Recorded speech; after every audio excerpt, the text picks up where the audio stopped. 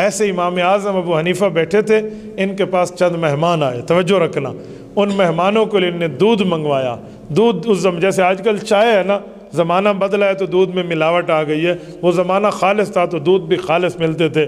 تو ہوٹل میں جا کر بتایا گیا کہ دودھ چاہیے، تو ہوٹل والے نے اپنے شاگرد کو بھیجا، وہ دودھ اس زمانے کے کپوں میں لے کر آیا۔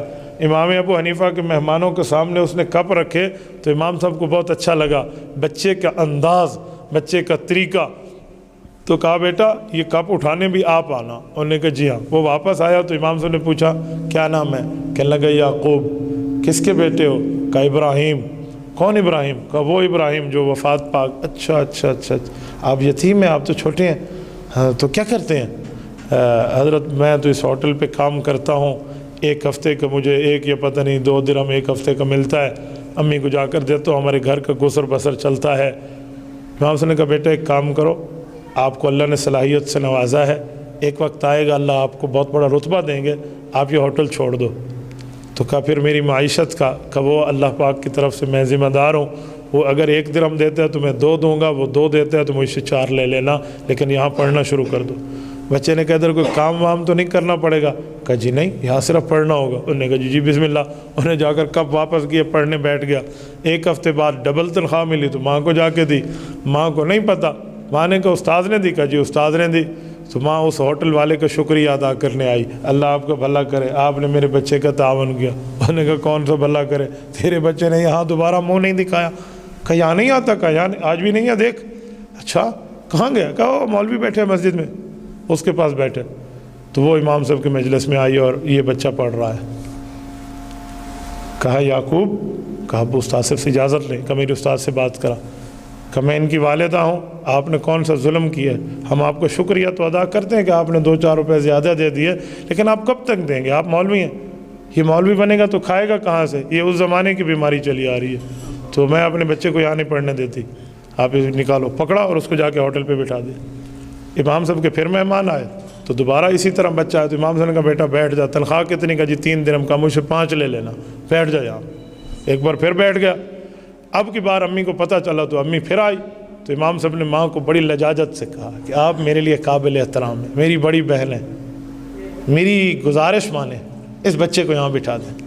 تو ماں نے کہا کھائے گا کہاں سے؟ اللہ اکبر، یہ علم حدیث سامنے ہے۔ تو حضرت امام ابو حنیفہ رحمۃ اللہ علیہ نے جملہ فرمایا کہ ایک وقت آئے گا یہ ایسی خوراکیں کھائے گا کہ بادشاہ بھی وہ خوراکیں شاید روزانہ نہ کھائے۔ ماں نے خاموشی اختیار کی اور چلی گئی، لیکن اس کے سامنے منظر نہیں تھا تو اس نے دیکھا نہیں، چلی گئی۔ یہ بچہ پڑھتا رہا امام ابو حنیفہ سے، اور یعقوب بن ابراہیم ایک وقت آیا، اس نے دنیا نے اسے قاضی امام ابو یوسف کا نام دیا ہے، یہ وہ ہے، یعقوب ان کا اصل نام ہے، قاضی امام ابو یوسف رحمہ اللہ، بہت بڑی شخصیت ہے۔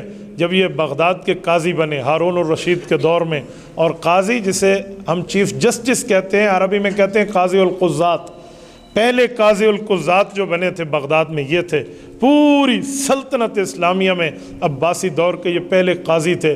اور عباسی دور تو وہ ہے جس کے بارے میں سجا خلیفہ کے لیے لکھا ہے، یہ نفحۃ الیمن میں موجود ہے، کہ بادل آسمان پہ یوں سفر کرتا ہوا جا رہا تھا تو خلیفہ وقت نے بادل کو دیکھ کے کہا کہ تو جہاں بھی برسے گا نا، اس زمین کے فصل کا خراج ہماری سلطنت میں آئے گا، یعنی ان کی اتنی بڑی سلطنت تھی۔